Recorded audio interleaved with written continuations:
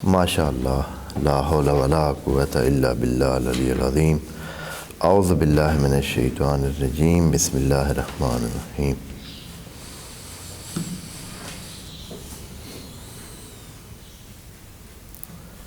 الحمد للہ وکفیٰ والصلاۃ والسلام علی عبادہ الذین اصطفیٰ اما بعد فرب اشرح لی صدری ویسر لی امری واحلل عقدۃ من لسانی یفقہوا قولی وقل رب ادخلنی مدخل صدق واخرجنی مخرج صدق واجعل لی من لدنک سلطانا نصیرا بسم اللہ وباللہ وتوکلت علی اللہ۔ قال اللہ تبارک و تعالی فی سورۃ البقرہ آیت نمبر 284۔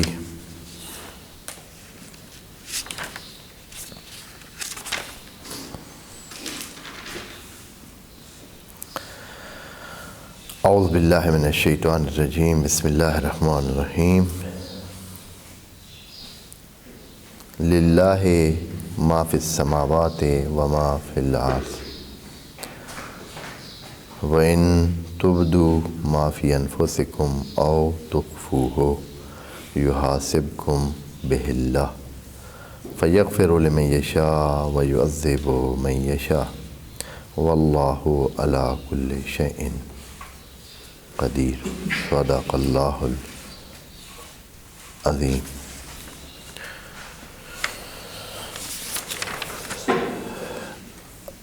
اس سے پچھلی آیت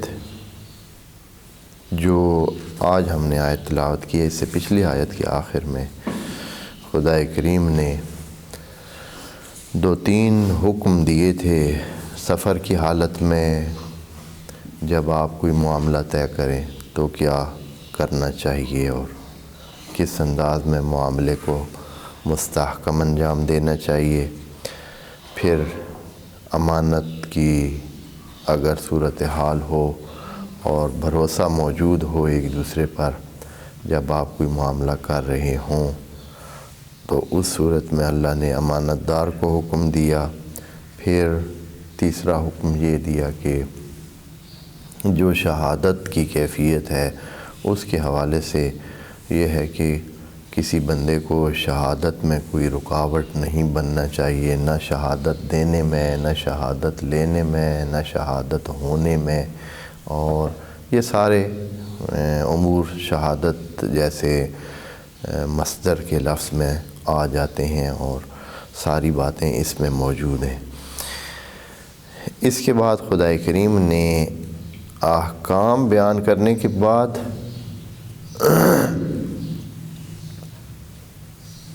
تھوڑا سا نتائج کے حوالے سے بھی بات کی ہے کہ جو ان چیزوں کو کریں گے وہ تو فائدہ اٹھائیں گے، خدا کے قرب کے علاوہ جو مثبت باتیں ہوتی ہیں کسی بھی چیز میں وہ ان کو ملیں گی۔ چونکہ حقیقت بیان خدا کریم فرما رہا ہے تو یقیناً وہی حقیقت ہے اور اسی طرح صحیح کام ہے، ہونا چاہیے۔ لیکن اگر کوئی بندے ایسے نہیں کرتے ہیں، یعنی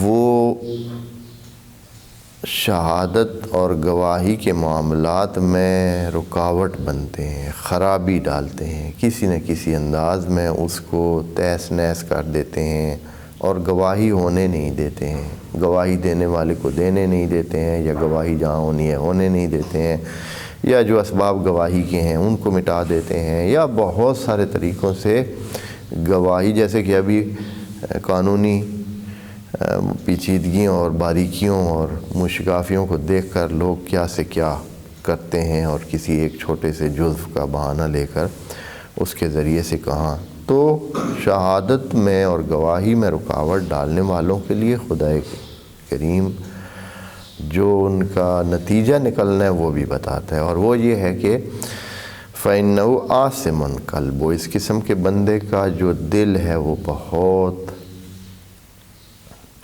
سنگین ہو جائے گا، بھاری ہو جائے گا۔ عاصم کا معنی بتایا ہے کہ بھاری ہونے کی وجہ سے پیچھے رہ جانا، اور مسلم ہے کہ جو بندہ پیچھے رہ جاتا ہے یعنی جو اپنے مقصد تک نہیں پہنچ سکتا ہے. لیکن ہم جب ابھی جیسے زندگی کر رہے ہیں، اگر ہم جنت تک نہیں پہنچتے ہیں تو پیچھے تو جہنم ہے. جنت سے پہلے یوں سمجھیں کہ جہنم ہے.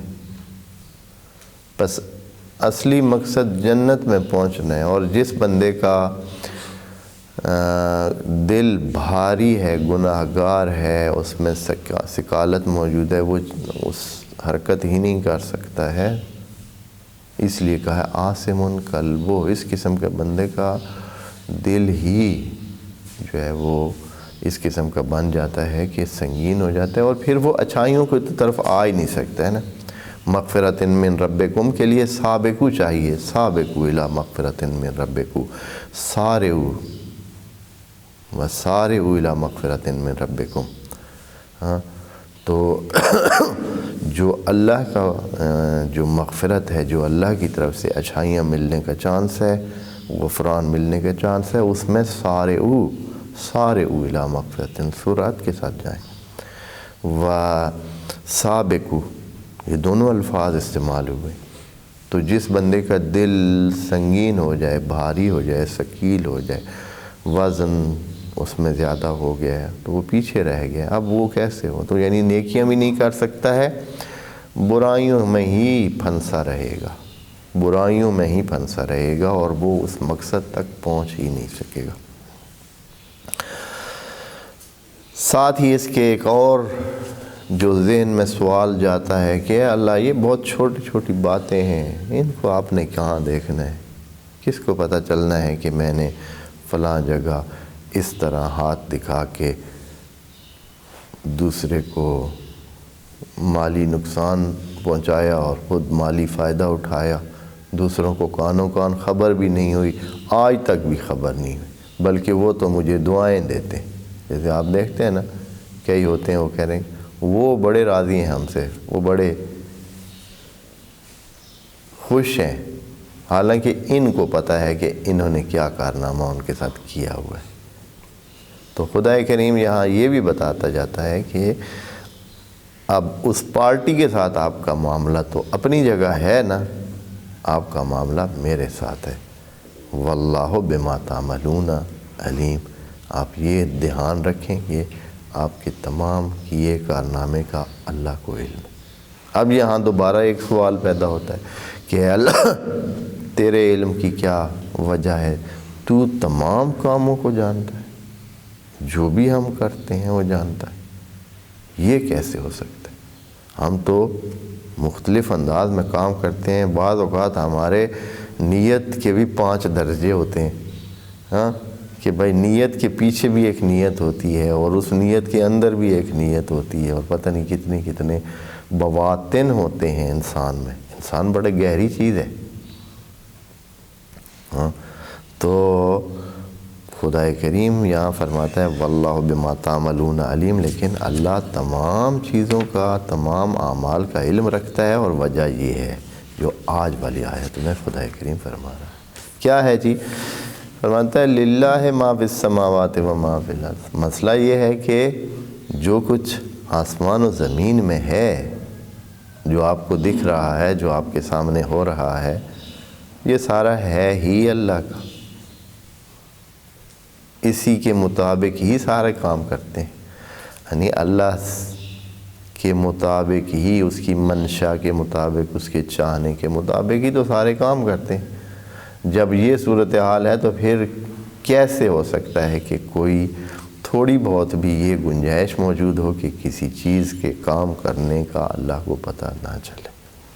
اس لیے کہ اس نے جب سب چیزوں کو درج کرنے کی بات کر رکھی ہے کہ درج کریں.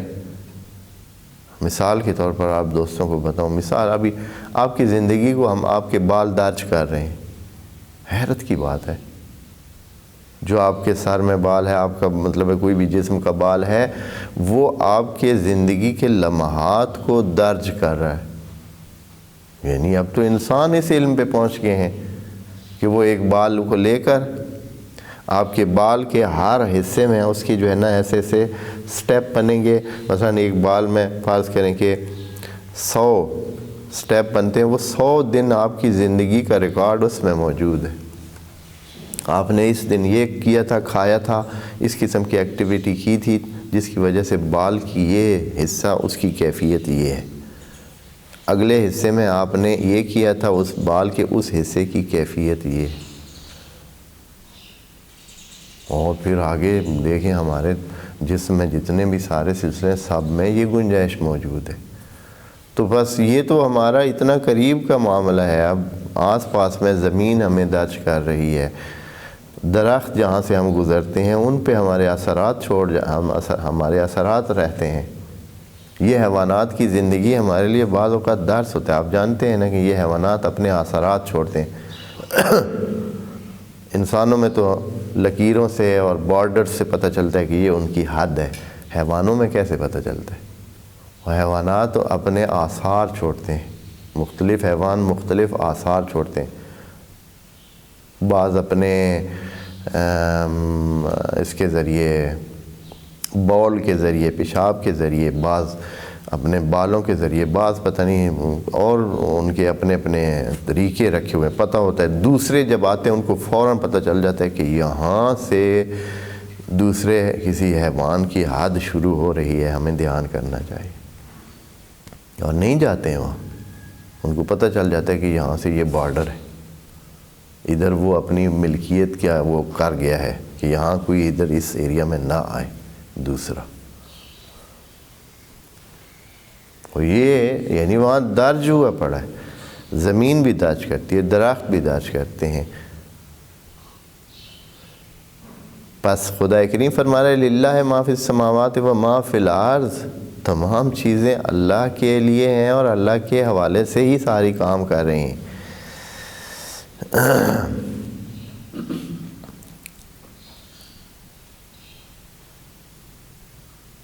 تبھی تو بعض اولیاء کی جو باتیں ہیں ان میں یہ ہے کہ جب انسان زمین پر چلتا ہے تو زمین انسان کے ساتھ بات کرتی ہے. وہ شعر اقبال کا آپ نے سنا ہوا، یہ حقیقت ہے. ہاں یہ شعر ایسے وہ مزاح نہیں ہے اپنا. اقبال ایک خیالی شاعر نہیں تھا، حقیقی شاعر تھا. جب میں نے سر رکھا سجود میں تو زمین سے آنے لگی صدا، تیرا دل تو ہے صنم آشنا، تو کیا کرے گا نماز میں.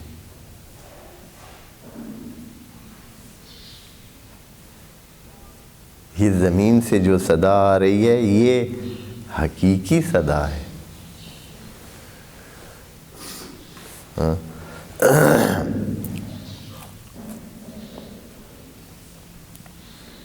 وَإِن تُبْدُوا مَا فِي أَنفُسِكُمْ، خدا کریم اب انسان کہتا ہے کہ اے اللہ چلو ساری چیزیں آپ کی آپ کے مطابق چل رہی ہیں، آپ کو ایک ایک چیز کا لمحے کا پتہ ہے، سب کا پتہ ہے، بلکہ آپ نے حکم دے رکھا ہے کہ یوں کرنا ہے، وہ اسی طرح ہی ہو رہا ہے. ہدایت خدا کی طرف سے ملی ہوئی ہے، سب کو اپنا جو کام کی تفصیل ہے وہ ملی ہوئی ہے، وہ اسی طرح کام کر رہے ہیں. ساری چیزیں خدا کے مطابق کام کر رہی ہیں، ہدایت نامہ ان کو جاری ہو چکا ہے. لیکن اے اللہ تو نے انسان کو کھل دی ہے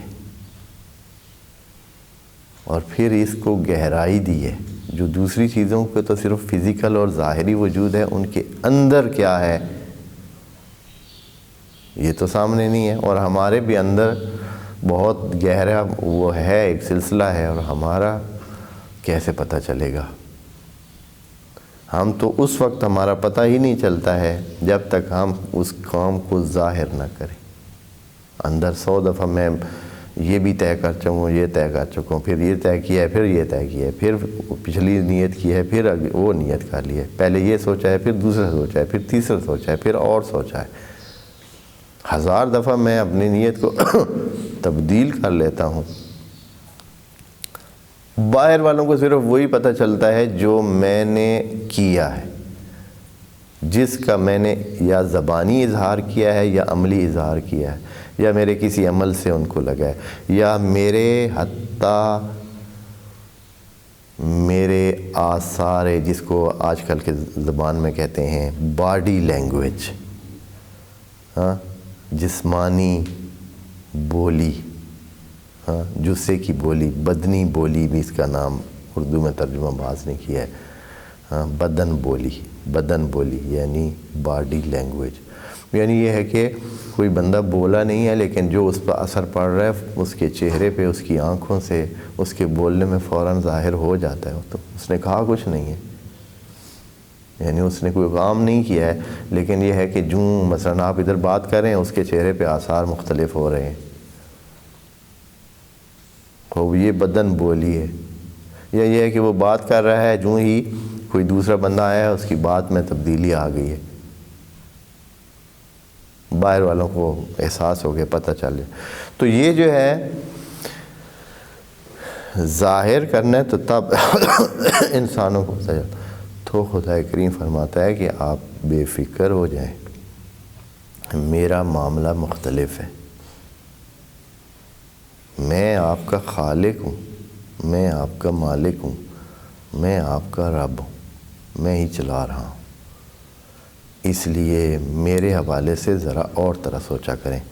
وَإِن تُبْدُوا مَا فِي أَنفُسِكُمْ، جو آپ کے اندر ہے اگر اس کو سامنے لے آئیں. تبدو کا معنی ہے ظاہر ہونا، سامنے آنا، ایک چھپی ہوئی چیز اس کا ظاہر ہونا،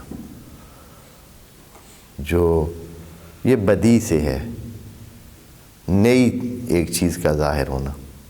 بدی ویسے تو کہتے ہیں اس کنویں کو جو پہلی دفعہ کھودا جائے، بدی، تو اس سے یہ لفظ لے لیا گیا ہے. اور پھر یا یہ ہے کہ جب بچہ دانت نکال رہا ہوتا ہے، دانت گرنے کے بعد دوبارہ جب اس کے دانت نکلتے ہیں نا، پہلی بار پکے دانت نکلتے ہیں اس کے، تو ان کو کہتے ہیں، اس بچے کو کہتے ہیں بدی. تو جو اظہار یعنی ایک چیز جو نہیں ہے اس کو آپ سامنے لے آتے ہیں، یا چھپی ہوئی ہے اس کو پہلی بار وہ سامنے آتی ہے، تو اس کو کہتے ہیں بدی. تو خدا کریم فرماتا ہے کہ وَإِن تُبْدُوا، اگر آپ ابداع کریں، اس چیز کو سامنے لے آئیں، مَا فِي أَنفُسِكُمْ، اور یہ ساتھ کہا ہے کہ یہ نہیں وہ جو آپ کرتے ہیں اس کی بات نہیں ہو رہی، جو آپ کے اندر ہے، جو آپ کے اندر ہے، آپ کے اندر کی تہوں میں ہے. او تخفو ہو، یا پھر آپ اس کو کیا کرتے ہیں، مخفی رکھتے ہیں. مخفی کا معنی خفایا خفاوا دونوں اس کے وہ ہو سکتے ہیں. جہاں جہاں ثلاثی مجرد کا ناقص باب ہوتا ہے، واو اور یا، اس میں دونوں کا چانس ہوتا ہے. تقریباً ایسے ہے، یا واو سے کسی ایک سے بن سکتا ہے، زیادہ تر واو کا چانس بھی ہوتا ہے. تو خافیہ یا خافاوا، تو خافاوا کا مطلب ہوتا ہے کہ کسی چیز کا پردے کے پیچھے ہونا، لیکن اس انداز میں ہونا کہ وہ پردے کے پیچھے بھی کچھ نہ کچھ نظر آئے. ٹوٹل خفا کو ٹوٹل جو ہے نا ستار میں ہو، اس کی بات نہیں ہے. لیکن قرآن نے مختلف الفاظ استعمال کیے ہیں کہ بھائی ستار ہے، ساترہ ہے، خافیہ ہے، اس کے علاوہ غاشیہ ہے، غاشا، ہاں، کہ کسی چیز کا چھپے ہوئے ہونا اور پھر چھپا دینا، اس طرح. تو یہاں لفظ خفایہ استعمال کیا ہے. خفا کا مطلب ہے کہ فل انداز میں وہ چھپی ہوئی ہے بھی نہیں، چھپی ہوئی ہے لیکن فل انداز میں چھپی ہوئی نہیں. یعنی خدا کریم یہ کہنا ہے یہ آپ جو کر رہے ہیں، جو آپ کے اندر ہے، میرے لیے یہ خفی ہونے کا درجہ رکھتی ہے. یعنی میرے لیے آپ اگر کہیں بھی تو میرے لیے پھر بھی نہیں ہے یہ چھپی ہوئی، تو بھی مجھے پتہ ہے. خافیہ اس بجلی کو کہتے ہیں جو خفل برق، یہ جو آپ کبھی کبھی دیکھتے ہیں نا، ایک تو بجلی ہوتی ہے جب آسمان میں بادل ٹکراتے ہیں تو فوراً سب کے سامنے. ایک ہوتی ہے بجلی وہ جو ایسے بہت ہی ہلکی سی نا ادھر بادلوں کے اندر ہی ایسے چل رہی ہوتی، بہت مدم مدم آپ کو پتہ چلتا ہے کہ وہاں بجلی کے آثار ہیں، بجلی بادلوں میں نکل رہی ہے، لیکن ہوتی ادھر تک، یہ آگے نہیں آتی. یہ خفی چیز ہوتی ہے. اور تخفو ہو یا اس کو آپ اس طرح کا چھپاتے ہیں یا اس انداز میں چھپاتے ہیں، مخفی رکھتے ہیں. یحاسبکم بہ اللہ. تو یہاں نیت کی بات اللہ نے، جیسے وہ مشہور حدیث میں ہے کہ انما الاعمال بالنیات، وہ اس آیت کا ایک سمجھیں کہ بالکل اسی کا ترجمہ ہی. یحاسبکم بہ اللہ، اللہ نے حساب اگر کرنا ہے تو وہ آپ کے اسی اندر والے مسئلے کے ساتھ کرنا ہے. وَإِن تُبْدُوا مَا فِي أَنفُسِكُمْ، جو آپ کے اندر ہے. اب اس کو آپ یہ بھی لے سکتے ہیں کہ وہ جو دل کے ساتھ آپ کے معاملہ ہوا ہے وہ آپ کے اندر بھی رہ جائے، جو دل کے ساتھ ہوا ہے، جو پیچھے سکالت دل میں پیدا ہوا ہے، دل اور قلب آپ کا عاصم ہوا ہے. اور تخفو ہو، یا یہ ہے کہ چھپا کر رکھیں، اس چیز کو سامنے آنے دیں یا چھپا کریں. یحاسبکم بہ اللہ، اللہ نے آپ کا اسی کے ساتھ حساب کرنا ہے، اسی کے ساتھ ہی، اسی کو دیکھ کر آپ کو جو دینا ہے، جو نہیں دینا، جتنا دینا ہے وہ اسی کے. پھر کیا کرے گا؟ اے اللہ، اے اللہ تیری مرضی پھر ختم ہو جائے گی تو اسی کے ساتھ محاسبہ کرے گا جو سب کے اندر ہوگا. تو یہاں خدا کریم فرماتا ہے کہ نہیں، فائل بند نہیں ہوئی. یہ نہیں کہ آپ کے اندر جو ہے تو بس اب فائنل ہو چکے ہیں، فائنل نہیں ہوا ہے. فائنل کیا ہے؟ اللہ، فائنل اللہ کی مرضی ہے. فَيَغْفِرُ لِمَن يَشَاءُ.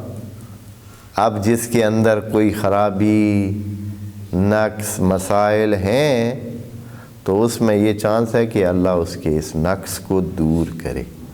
فَيَغْفِرُ لِمَن يَشَاءُ، جس کو چاہتا ہے وہ نقص دور کرتا ہے. پھر یغفرو کا معنی آپ دوست سمجھیں. یغفرو کا مطلب ہے کہ گناہوں کو اس انداز میں کرنا کہ وہ گناہ ہی مٹ جائیں.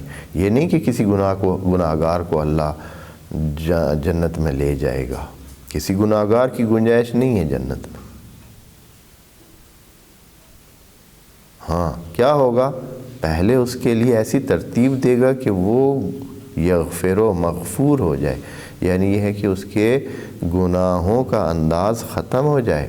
ان الحسنات کیا یذہبن السیئات، حسنات سیئات کو مٹاتی ہیں. تو پھر اللہ توفیق دیتا ہے کسی کو حسنات کی، حسنات کرتا جاتا ہے اور اس کے جو سیئات ہیں، جو کمزوریاں ہیں، جو ذنوب ہیں وہ مٹتے جاتے ہیں، ختم ہو جاتے ہیں. فَيَغْفِرُ لِمَن يَشَاءُ، پس جس کو اللہ چاہتا ہے. اور اللہ کی مرضی بھی کسی ایسے بعض لوگ عجیب عجیب باتیں بھی کرتے ہیں کہ ممکن ہے کہ کون سا وقت سنائی کا ہو یا پتہ نہیں کس وقت یا کس طرح کی ادا اللہ کو پسند آ جائے. ایسی کہانیاں نہیں ہیں. اللہ کے بارے میں یہ چیزیں نہیں ہیں. اللہ کے فکس قاعدے ہیں، یعنی عقل کی بنیاد پر اللہ کے فکس. یعنی اللہ کو آپ ایک عام انسان کو بھی اس طرح پر کہیں تو وہ کہے یار یہ مجھے تو انہوں نے جلا بنا دیا. ہاں، یا آپ جانتے ہیں نا، یہ کہا جاتا ہے بادشاہوں والی بات نہ کیا کر. بادشاہوں والی بات کرتے ہو، بادشاہ ہو یعنی بے تک کی بات کرتے ہو. ہاں، تو لوگوں نے اللہ کو بھی اس طرح کا بادشاہ بعض اوقات بناتے ہیں کہ بھائی اچھا کوئی پتہ نہیں کیڑ گیا اس کو پسند آ بن. نہیں، ایسے نہیں ہے.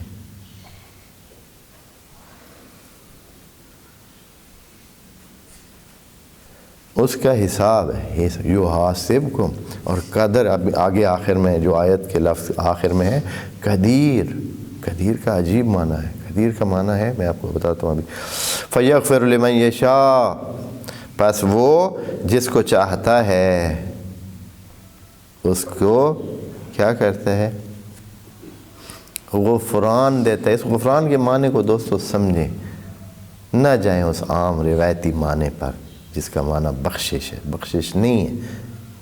یہ غفرہ کا غافرہ سے ہے تو اس کا مطلب ہوتا ہے کہ پوشش دینا، اس کو ڈھانک دینا، چھپا دینا، جو نقص ہے اس کو ختم کر دینا، پورا کر دینا، اللہ کا کام۔ اس لیے وہ غفار ہے، یعنی مسلسل انسانوں کے نقص جو ہے وہ پورے کر۔ مثلا میرے پاس کچھ نہیں ہے، وہ اگر دیتا ہے تو یہ اس کی غفوریت ہے۔ جس چیز کو میں چاہتا ہوں، مثلا ایک بندہ جاہل ہے، یہ نقص ہے، اس کو علم میں تبدیل کرتا ہے، یہ اس کی غفوریت ہے، یہ غفران ہے جو اس نے دیا ہے۔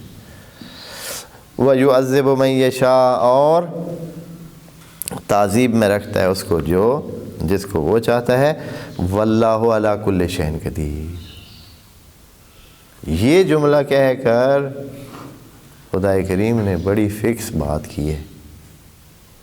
قدیر قادرہ سے ہے، قادرہ قدر سے، قدر کسی ظرف کو کہتے ہیں، کسی دیگچے یا کسی اس چیز، جیسے کہ ایک دیگچہ یا کوئی چیز ہوتی ہے جس میں فکس ہو جاتی ہے چیز۔ مثلا آپ نے ایک لیٹر ناپنے کے لیے ایک میزان بنایا ہوا ہے، ایک تول سا بنایا ہوا ہے، ایک ناپ کرنے کے لیے ایک خاص، وہ یہ قدر ہے۔ اس کا مطلب یہ ہے کہ اس میں جب آپ کو نہ زیادہ ہوگی نہ کم ہوگی، فکس۔ فرسن قدیر، فرسن اقدر، فرسن اقدر اس کو کہتے ہیں اقدر، کہ جس کے پچھلے 2 پاؤں اس کے اگلے 2 پاؤں کی جگہ آتے ہیں۔ جب وہ دوڑتا ہے تو اس کی چال ایسے ہے کہ اس کے پچھلے پاؤں بے عین ہی اس کے اگلے پاؤں کی جگہ پر آتے ہیں۔ یہ ہوتا ہے فرس اقدر۔ اسی طرح قدیر کا جہاں، تو اس کا مطلب ہے خدا کریم ہر چیز کو فکس کرنے والا ہے۔ قدیر، ہاں قادر بھی ہے، قادر جہاں استعمال ہوتا ہے وہاں معنی مختلف ہو جاتا ہے تھوڑا سا۔ جہاں قدیر ہوتا ہے یعنی اس کا کام بالکل ایسے ہے کہ کوئی ذرہ بھر اونچ نیچ ہونے کا چانس ہی نہیں۔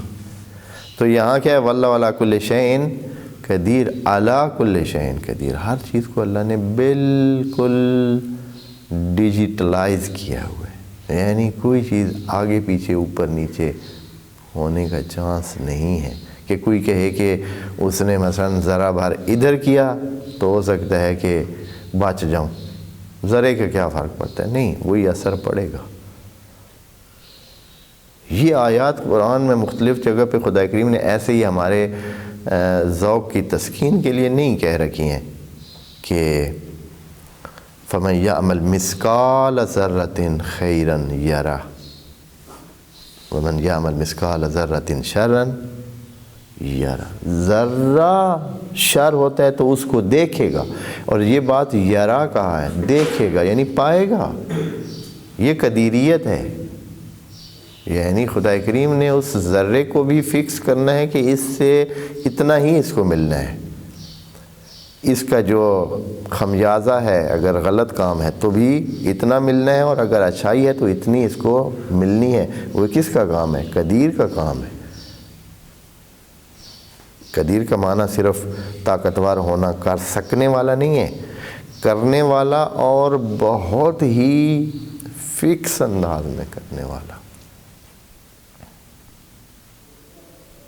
کرنا بھی اور فکس انداز میں کرنا، اور اس کی تمام قدرت بھی رکھنا۔ ہر چیز کو فکس کرنا تو آسان کام ایسے نہیں ہے، اس طرح نہیں ہے۔ مثلا ایک بندے کو کہا ہے کہ من جاء بالحسنۃ